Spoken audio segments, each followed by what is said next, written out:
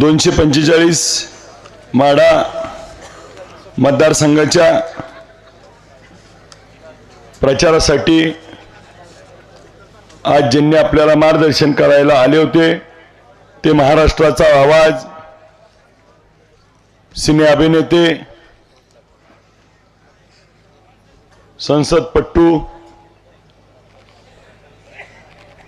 छत्रपती संभाजी महाराजांची साक्षात्कार घडवणारे हुरनुरी कलाकार आमचे सहकारी मित्र खासदार अमोलजी कोल्हे साहेब, या कार्यक्रमासाठी उपस्थित असलेले ज्येष्ठ नेते विलास बाप्पा देशमुख, ज्यांनी आता कुळीमुळी काढली, ते संजय बाबा कोकाटे, संजयजी पाटील घाटणेकर साहेब, विष्णुभाऊ बागल, नितीन बापू कापसे, बाबूतात्या सुर्वे, भारताबा शिंदे, शिवसेना तालुका अध्यक्ष मधुकर अण्णा देशमुख, दिलीप नाना पूर्वत, राष्ट्रवादीचे काँग्रेस अध्यक्ष बाळासाहेबजी पाटील, शेतकरी संघटनेचे जिल्ह्याचे अध्यक्ष शिवाजी भाऊ पाटील, प्रशांतजी पाटील, सचिन पाटील, त्यांचे सर्व पदाधिकारी, काँग्रेसचे नेते नितीनजी नागणे साहेब, अशोक नाना शिंगटे, दिलीप नाना पूर्वत, पाटील सर,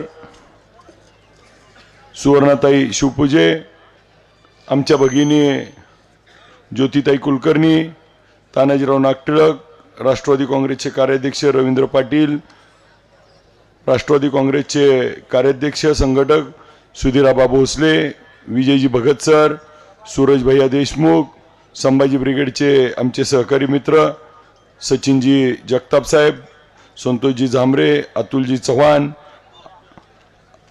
अनिसाताई शेख, पाटील सर, युवतीच्या जिल्हाध्यक्ष ऋतुजाताई सुर्वे, मनीषाताई शिंदे, सरपंच नमिताताई अनपट, वनिताताई कुलकर्णी, विद्याताई शिंदे, अमोलदादा शेळके, घनश्याम नाना शिंगटे, अण्णा धोत्रे, ज्योतिराम झांबरे उपसरपंच, आम आदमी पार्टीचे मस्के सर, रघुनाथजी जाधव साहेब, झिरपे साहेब, सुभाष भाऊ गुळमे, सचिनजी शिंदे, शंकरजी धनंजयजी गुळमे, ॲडव्होकेट युवराजजी देशमुख, लक्ष्मणतात्या नलवडे, अशोकजी शिंगटे, राजू धायगुडे, शंकरजी खारे, ॲडव्होकेट संजयजी व्यवहारे, राजू शेटे, संजयजी खडके, समाधान गुंड, दिनकर माने, राजेश्री खारे, राजेशजी खारे, शंकर मदने, प्रवीणजी गुळमे, अर्जुनजी मामा शेटे, विठ्ठलजी गुळमे, ओंकार जाधव, संतोषजी धोत्रे मेंबर, शरदजी लोंडे, भागवतजी पलंगे, विजयजी नलवडे शिवसेना अध्यक्ष, सुनीलजी झिरपे, ओंकार झिरपे, युवराज देशमुख, समाधान गुंड, सर्वच उपस्थित, राजभैया, रवींद्र मुळे, पाटील सर, माऊली, आता सर्वच उपस्थित वडीलधारी ज्येष्ठ माझ्या मायमाऊली भगिनी, सर्व जमलेले समोर बसलेले कर्कमवासीय, आपल्या भागातून आलेले सर्व विविध गावातून सरपंच, उपसरपंच, नेते मंडळी आणि पत्रकार बंधू, आज ज्यांचं आपण ऐकायला या ठिकाणी आलो होतो ते अमोलदादा कोल्हे साहेबांना, अमोलदादांना पुढं वेळेअभावी जायचं असल्यामुळं त्यांनी आपलं भाषण संपवून पुढच्या प्रवासाला त्या ठिकाणी गेले. या निवडणुकीमध्ये पवार साहेबांचं महाविकास आघाडीचं सरकार, उद्धवजी ठाकरे साहेबांचं काँग्रेस मित्र पक्षाचं सरकार आल्यानंतर पंचसूत्री काय असेल ती अमोलदादा कोल्हे साहेबांनी सांगितली. अमोलदादा कोल्हे साहेबांनी आपल्याला हे देखील सांगितलं की पुढच्या काळामध्ये या राज्यामध्ये महाविकास आघाडीचं सरकार आल्यानंतर मायबावलींचा सन्मान होईल, आरक्षणाच्या प्रश्नावरती तोडगा निघेल, युवकांना शेतकऱ्यांना कर्जमाफी होईल, युवकांना स्टायफंड मिळेल आणि आरोग्याची सेवा 25 लाखापर्यंत मिळेल, महिन्याला 3,000 रुपये माता मायमाऊलीला मिळतील। ह्या सगळ्या सुविधा महाविकास आघाडीचं आपलं सरकार आल्यानंतर मिळणार आहे, हे या माध्यमातून आपल्याला सगळ्याला सांगून त्यांनी संदेश दिला। हा संदेश पोचवत असताना मला काही गोष्टीवरती विशेष खुलासा करावा वाटतो की गेल्या अनेक वर्षापासून महाराष्ट्रामध्ये आवडता जिल्हा पवार साहेबांचा म्हणून सोलापूर जिल्ह्याला ओळखलं जातं। आणि मग सोलापूर जिल्ह्यामध्ये ज्यावेळेस नवीन रचना झाली तेव्हा देशाचे नेते पवार साहेब माढा मतदारसंघामध्ये लोकसभेला खासदार म्हणून निवडून आले आणि तेवढंच प्रेम या माढा मतदारसंघात झालं।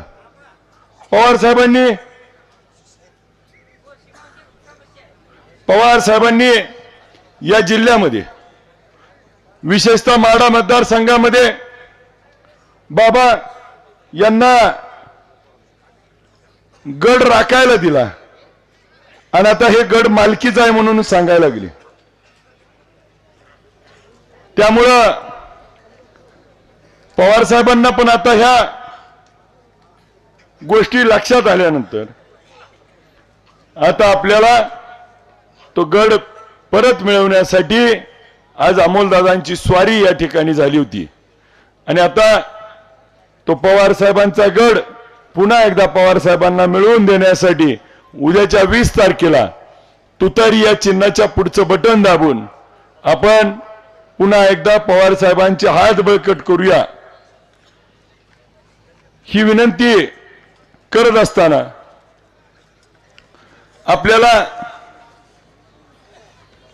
मगाशी साहेबांनी बोलताना सांगितलं की आपल्या भागाच्या समस्यावरती आपण मुद्द्यावरती बोललं पाहिजे।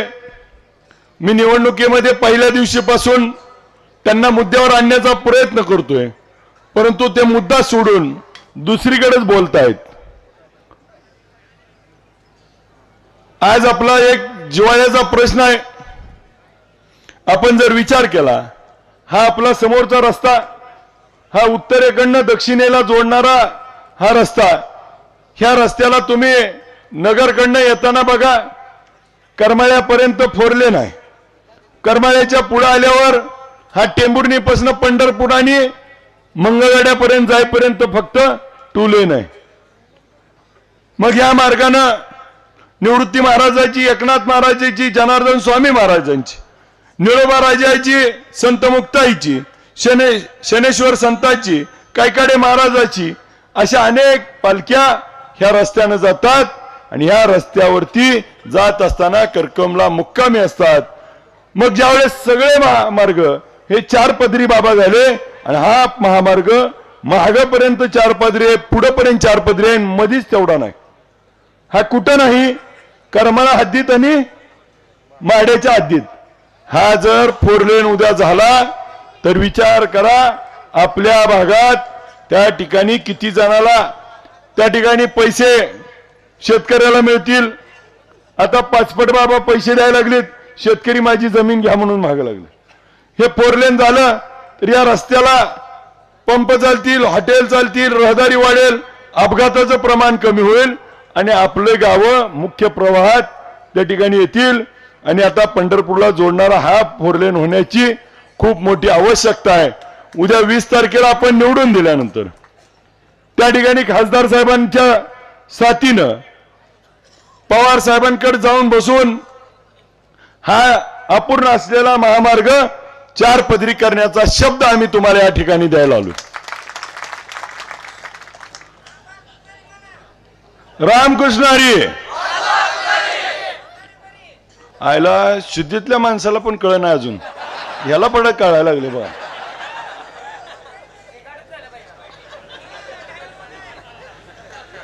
या गावात बाबा पंढरपूर तालुक्यातलं सगळ्यात मोठं गाव म्हणून करकमला ओळखलं जातं। ही करकम नगर परिषद व्हावी हा गेले कित्येक वर्षाचा विषय आहे। गेल्या 10 वर्षात आमदारांनी त्या ठिकाणी तो प्रस्ताव थांबवला असं आमच्या कानावर वारंवार येतं। परंतु जर नगर परिषद झाली तर मी आपल्याला खात्रीने सांगतो, करकम असेल, टेंभुर्णी असेल, मोडलीम असेल, ह्या नगर परिषदा करून उद्याच्या काळामध्ये महाविकास आघाडीच्या सरकारमधून त्या ठिकाणी 200 कोटीचा निधी आणून आपल्या भागाचा सर्वांगीण ह्या शहराचा विकास करण्याच्या दृष्टीने आज पंढरपूरच्या अलीकडच्या बाजूला ह्या बाजूला अप्पर तहसील कित्येक वर्षाची मागणी आहे। मग सब रजिस्टर ऑफिस पंढरपूरला 2 आहेत, परंतु पंढरपूरला ह्या आणि त्याच बाजूला आहेत।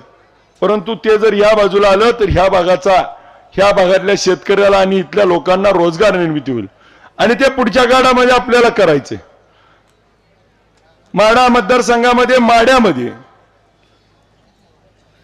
प्यायला पाणी 10 दिवसात नाही एकदा येते आणि करकमला देखील आज देखील 9 कोटीची योजना किती कोटीवर गेली बघत सर? 38 कोटीवर गेली, पण अजून पाणी आलं का हो? म्हणजे बाबा किती कमिशन, किती बिलन, किती वाढीव टेंडर।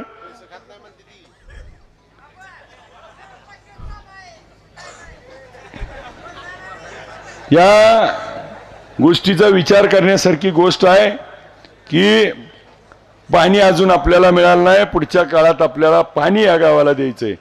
मग पिण्याचं पाणी देत असताना मगाशी साहेबांनी सांगितलं शिवकालीन तलाव आहे, ह्या शिवकालीन तलावामध्ये पाणी सोडल्यानंतर या भागाचा जो निम्मा भाग आज पूर्व भाग अडचणीत आहे पाण्या वाचून, त्याचा पाण्याचा प्रश्न सोडवायसाठी उद्याच्या काळामध्ये आपल्याला पाणी हे मोठ्या प्रमाणात त्या ठिकाणी सोडत असताना आजची परिस्थिती अशी आहे की मग मोडलीम असेल, आरण असेल, बैरागवाडी असेल, जाधववाडी असेल, परितेवाडी असेल, परिता असेल, ह्या भागात पाणी आणण्यासाठी त्या आपल्याला अधिक एक गोष्ट करावं लागणार आहे।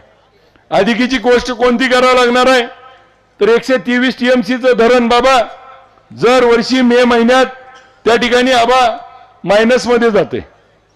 त्यामुळे आपल्याला भीमा नदीवरती 10 मीटर उंचीचे बंधारे करून हायड्रोलिक पद्धतीचे 20 ते 22 टीएमसी पाणी त्यात साठवावं लागेल आणि सीना नदीवर देखील आपल्याला असेच 10 मीटर उंचीचे बंधारे करून 4 ते 5 टीएमसी पाणी साठवल्यावर 25 ते 27 टीएमसी नितीन बापू पाणी अधिकीचं आपल्यावर साठणार आहे, जे आज पावसामुळे वाहून जाते।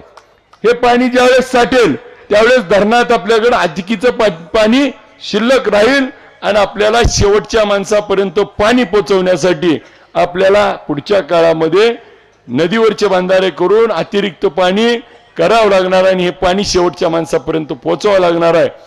आणि हे पाणी पोहोचवत असताना मी आपल्याला पूर्वी आपण ऐकून आहे की करकमला बाबा 70-80 हजार रुपये खर्चून सर्वेची पोरं पाठवली होती आणि पाणी येणार म्हणून सांगितलं।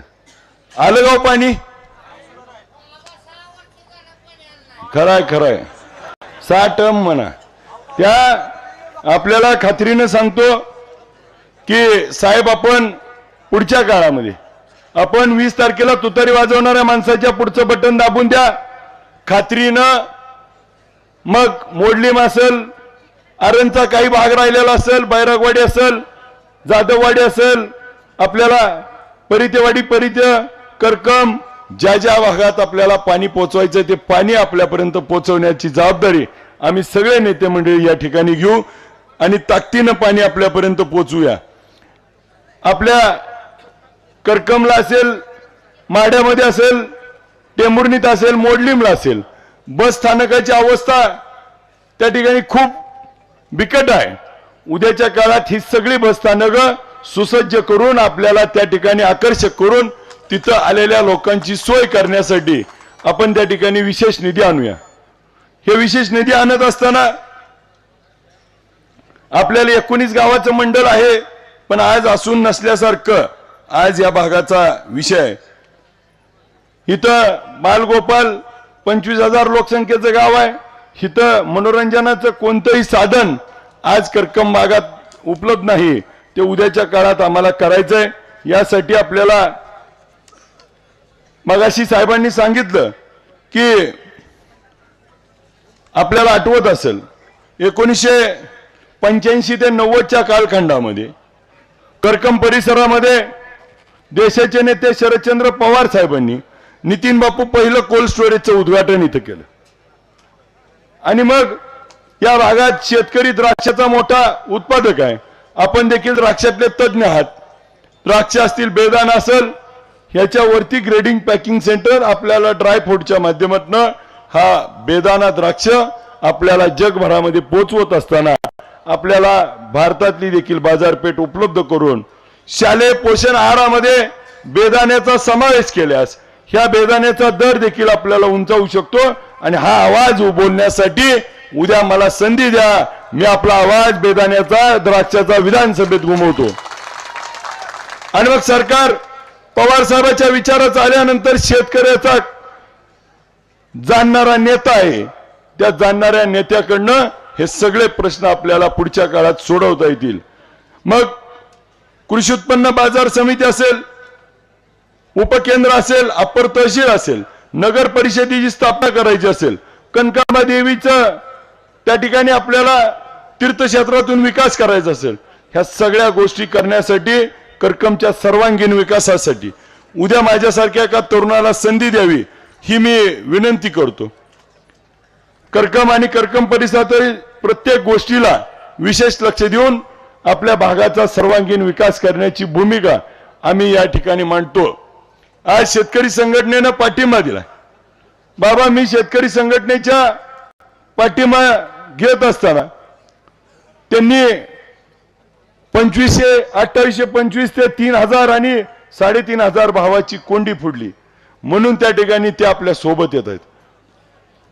विठ्ठल कारखान्याच्या निवडणुकीवेळी असा शब्द दिला होता स्टेजवरून की तुम्ही समोरच्या लोकांबरोबर न जाता माझ्या सोबत या, तुम्हाला परत ऊस दरासाठी आंदोलन करू देत नाही। गेल्या 3 वर्षात कुणाचं टायर फोडलं का? कुठं रस्ता रोको झालं का? कुठं उपोषण करावं लागलं का शेतकरी संघटनेला? कुठं गुन्हा नोंद झाला का तुमच्यावरती? आणि 3 वर्षात यांच्या अपेक्षेपेक्षा जास्त भाव वाढवून देण्याची भूमिका त्या ठिकाणी आपण घेतली। केळी असेल, द्राक्ष असतील, डाळिंब असेल, बेदाना असेल, आपल्या भागात पेरूचं प्रमाण वाढले, बोर आहे, टोमॅटो आहे, आज आपल्या इथं कांद्याचं प्रमाण वाढलंय। ह्या सर्व शेतीमालाला भविष्य काळात जर वाट मोकळी करायची असेल तर पवार साहेबांचे हात आता आपल्याला बळकट करावे लागणार आहेत आणि ते हात बळकट करण्यासाठी उद्याच्या निवडणुकीमध्ये आपल्याला तुतारी वाजवणाऱ्या माणसाच्या पुढचं बटन दाबून निवडून द्यायचंय। ज्योतिताई, परवा मी आपल्याला आठवत असेल आपण देखील स्टेजवरती होता ताई, त्या दिवशी मी उपळाईच्या सभेमध्ये भाषणामध्ये म्हणलो की छत्रपती शिवाजी महाराजांच्या एका प्रसंगाचा उतारा देत त्या ठिकाणी सांगितलं होतं की गोलकोंड्याला गेल्यानंतर हत्ती दौलत दाखवत असताना छत्रपती शिवाजी महाराजांना विचारलं तुमच्याकडे काय आहे? त्यावेळेस महाराज म्हणले माझ्याकडे हत्तीसारखी माणसं आहे ती।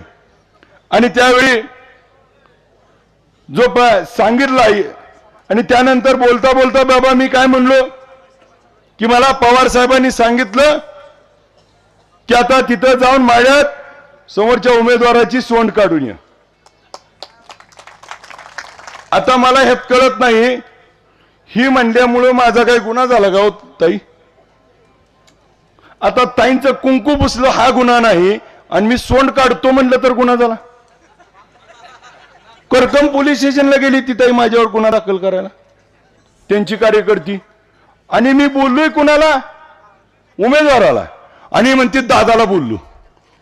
आता लाईव्ह आहे का नाही ती? माझ्या समोर उमेदवार कोण आहे? रणजित भैया शिंदे, त्याची सोंड काढणार का मी दुसरं काय नाव घेतलं होतं? बर, तो अलंकारिक आहे। मग माझा विषय काय आहे की ताईंच्या कपाळाचं कुंकू पुसलं ही मी 10 वेळा म्हणलो, मग का गुन्हा दाखल केला नाही? का त्यांना न्याय दिला नाही? का तुमच्या प्रचारात तुमच्या मेहण्याला पुढे पुढे मिरवताय? का त्याला तडीपार केलं नाही? का त्याला आपल्या इथं गावगुंड म्हणून आमच्या लोकांना स्टेटस ठेवला तर दम द्यायला सोडताय? ह्याचं उत्तर देखील उद्या तुम्ही द्या.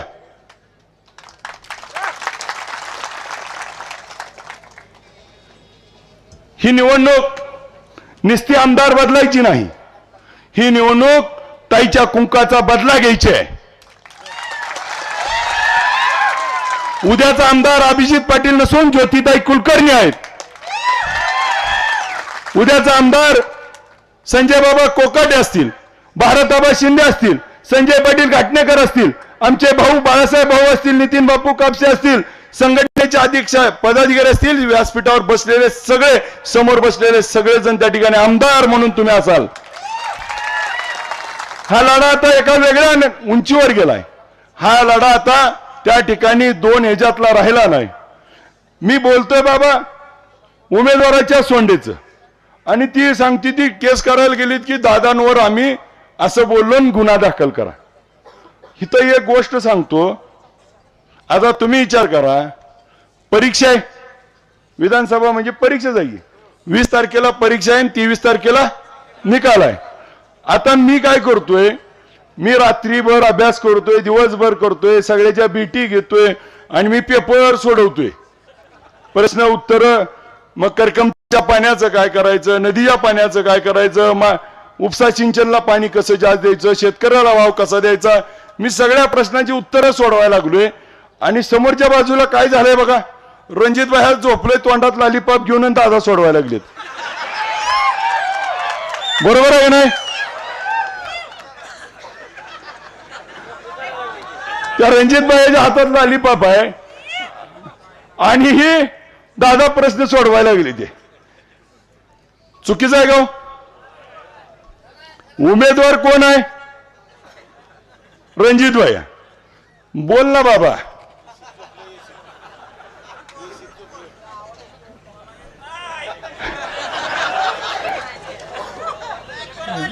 मला या निमित्तानं आपल्याला सगळ्याला सांगायचे, या निवडणुकीमध्ये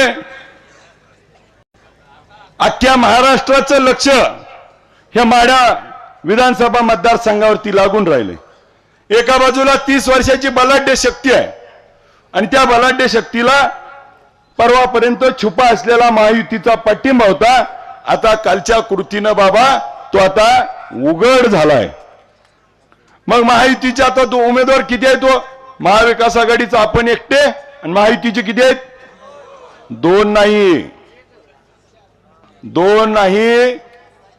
जी महायुतीचा पहिला उमेदवार होता ती डमी आहे आणि जी मागे राहिलेला ते आता पुढे आलाय. त्याच्यामुळं उद्याचं मतदान करत असताना सगळ्यांनी एक गोष्ट लक्षात ठेवावी, ही फाईट आता फक्त दोघात आहे. आपलं मत बुडवू नका, मत वाया घालवू नका, नको त्याला मत टाकून उपयोग करू. त्याचं उदाहरण बाबा, लोकसभेमध्ये आपल्याला फटका कशामुळे बसला साताऱ्याच्या जागेला? ह्यांचा डाव होता, अभिजित पाटलाच्या नावावर सगळं अर्ज आणि त्याला खून दिलती त्यांनी सगळ्याला पिपाणी, पण आता त्याला ट्रम्पलेट म्हणतात, परंतु ती पिपाणीच देऊन. आणि मग मगाशी जी बाबा तुम्ही खऱ्यांचा पाठिंबा घेतला त्यांची ती खून आहे पिपाणी आणि ट्रम्पलेट. म्हणजे आता 2 भाग नाही, ते आता त्यांचा बी पाठिंबा आपल्याला जाय आणि ते देखील आता आपल्या सोबत काम करणार आहेत. ह्यांचं सगळं डाव फेल चाललेत, ह्यांच्या सगळ्या योजना त्या ठिकाणी. हा पंढरीचा पांडुरंग वरून बघतोय, आज एकादशीचा आपल्याला आशीर्वाद देतोय आणि त्यांना त्यांची जागा दाखवल्याशिवाय सोडणार नाही.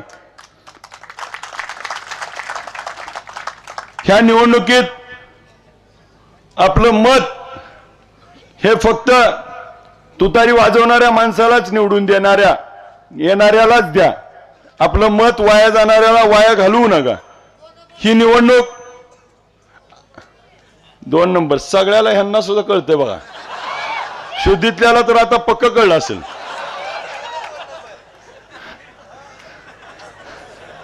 त्यामुळं पाणी टाकू नये. आपल्याला सगळ्याला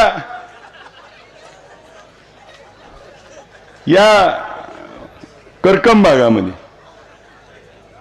मुस्लिम दफनभूमीचा विषय असेल, इंदिरा रहिवासीचा लोकांचा वसाहतीचा प्रश्न असेल, आज जे जे म्हणून प्रश्न आहेत ते सगळे प्रश्न उद्या आपल्याला सोडवण्याची संधी उद्याच्या निवडणुकीत निवडून देऊन आपण द्यावी. आता मगाशी भाऊ सगळी म्हणली, आबा पण म्हणले की 78 गावातनं लीड येणार आहे आणि तिकडं सांगते ती 42 गावात यांचं काय खरं नाही. मी आपल्याला बाबा खात्रीनं सांगतो की 42 गावची जनता मला कधीही पोरकं पाडणार नाही.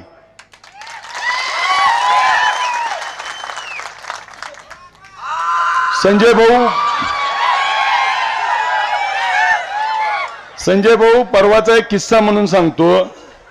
आता बाबा तुम्ही सगळेजण माझ्या पाठीला आहात. तुमच्यातला एक गुंड अभिजित पाटलाला फिरू देत नाही. मला सांगा, हे आवडलं गाव आपल्या लोकांना? आपण कधी म्हणलो गाव 15 वर्षात ह्यांना आपण असं कधी बोललो का? मला सांगा, तुमच्या अभिजितला आबाला असं बोललेलं पटतंय का तुम्हाला? ही योग्य आहे का? लोकशाहीनं बाबासाहेब आंबेडकरांनी आपल्याला अधिकार दिलाय. त्या घटनेनुसार मी निवडणुकीत अर्ज भरला, पवार साहेबांनी तिकीट दिलं, सर्व नेते मंडळींनी पाठिंबा दिलाय. तुम्ही जनता माझ्या सोबत आहात. आणि ही लोक काय म्हणतायत ही बघून घ्यायची भाषा ही शोभणारी आहे का आपल्याला? आवडती का? ह्या गोष्टीचा बंदोबस्त उद्याच्या 20 तारखेला आपल्याला करायचा.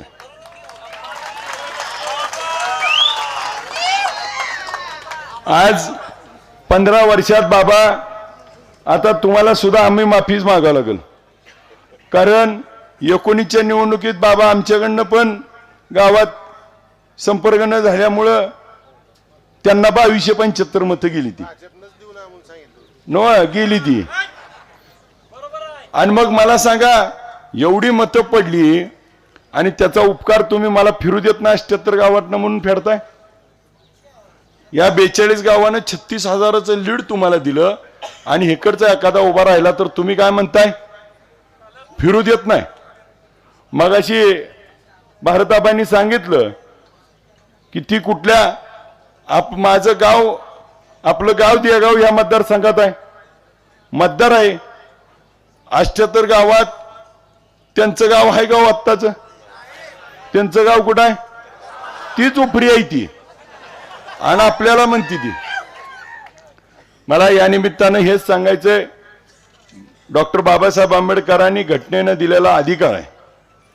महात्मा ज्योतिबा फुलेंनी, सावित्रीमाईंनी, अण्णाभाऊ साठे असतील, अहिल्यादेवी होळकर असतील, छत्रपती संभाजी महाराज, छत्रपती शिवाजी महाराजांनी आपल्याला लढायचं शिकवलं आणि त्या महापुरुषाच्या विचारावरती आपण उद्याचा लढा उभा केलाय. ह्या लढ्याला आपल्या भागातनं प्रचंड असा प्रतिसाद मिळून उद्याची निवडणूक मतमोजणीच्या दिवशी आपल्या 42 गावाला बाबा खात्रीनं सांगतो, इथं 42 गावातल्या कुणाच्या बी गावात कुणाकडे बी जाऊन बघा, 100, 200, 500 जणांच्या घरोघरी माझा स्वतःचा वैयक्तिक संपर्क आहे. मी जातो, येतो, बसतो, सुखादुःखात असतो का नाही? त्या ठिकाणी 78 गावात त्या ठिकाणी भारताबा एक बी गाव कमी पडणार नाही. तसं 42 गावात एक बी गाव असं नसणार आहे की त्या ठिकाणी 100-500च्या आत लीड आहे. त्यामुळं काल 14 गावात दौरा झाला. 14 गावात त्या ठिकाणी सर्व मोहिते पाटील कुटुंब स्वतः जातीनं त्या ठिकाणी निवडणुकीमध्ये प्रचार हिरिरीनं भाग घेतलाय. आणि 14 गावात खासदार धैर्यशील मोहिते पाटलांना जेवढं लीड आलं त्यापेक्षा जास्त लीड देण्याची त्यांनी शब्द दिलाय। तसंच आपल्या 42 गावात आणि आपल्या भागातल्या लोकांनी उद्याच्या निवडणुकीत आपल्याला माढ्याच्या सभेत आठवतंय का मी बोललो होतो, त्यांनी मला ज्या पद्धतीनं बोलले की बाप जिवंत आहे म्हणून अशा पद्धतीची टीका करून माझ्यासारख्याला पोरकं करण्याचं काम केलं। परंतु मला खात्री आहे माझी 42 गावातली वडीलधारी मंडळी माझ्या बाप रूपी आशीर्वाद म्हणून मागे उभा राहील आणि उद्याच्या 20 तारखेला मतदानातून 23 तारखेला दाखवून देईल ही पोरक नाही, अख्खा तालुका ह्याच्या मागे आहे। ह्या निवडणुकीत अभिजित पाटलाची ही निवडणूक राहिली नाही, ही निवडणूक त्या ठिकाणी पवार साहेबांना चॅलेंज करणाऱ्या माणसाची आहे, ज्यांनी पवार साहेबाला मेहरबानी आहे का अशा पद्धतीचं बोलून पवार साहेबांनी नाही दिली तिकीट तर आम्ही अपक्ष उभारून निवडून येऊन देतो दाखवतो असं चॅलेंज करणारी ही पवार साहेबाला चॅलेंज करणारी निवडणूक आहे। जयंत पाटील साहेबांना त्या दिवशी देखील बोललो, आपल्याला देखील माहिती आहे की नाद कुणाचा पण करा पण पवार साहेबाचा तेवढा। आता त्यांनी नाद कुणाचा केलाय, आता पवार साहेब 17 तारखेला टेंभुर्णीला येऊन यांचा कार्यक्रम करणार आहेत। त्यामुळं आपण सगळ्यांनी ह्या निवडणुकीचं नाव बघू नका, 2 नंबरला नाव काय आहे माहितीये का, नीट गेल्यावर वाचा, 2 नंबरला नाव लिहिलेलं असणार आहे शरदचंद्र पवार साहेब तुतारी वाजवणारा माणूस। उद्याचं मतदान हे शरदचंद्र पवार साहेबांना करायचंय, उद्याचं मतदान हे या जिल्ह्याच्या अस्मितेला करायचंय, मोठ्या दादांना त्या ठिकाणी ज्यांनी त्रास दिला त्याच्यासाठी करायचंय। उद्याचं मतदान इथं बसलेल्या प्रत्येक नेते मंडळीला त्रास झालाय यासाठी करायचंय। उद्याचं मतदान हे आपल्याला परिवर्तनाचं करायचंय, उद्याचं मतदान आपल्यावरती झालेल्या अन्यायावरती करायचंय, उद्याचं मतदान हे आपल्याला मेरिट वरती करायचंय। मी तुम्हाला मत मागत असताना मगाशी आबांनी सांगितलं, आता एखाद्या वर्गात बाबा 50-60 पोरं असती ती सगळीच पहिला येते ती गाव, जी हुशार असेल तीच येते का नाही। त्यामुळे मी हुशार असेल तर मला मतदान करा आणि ढला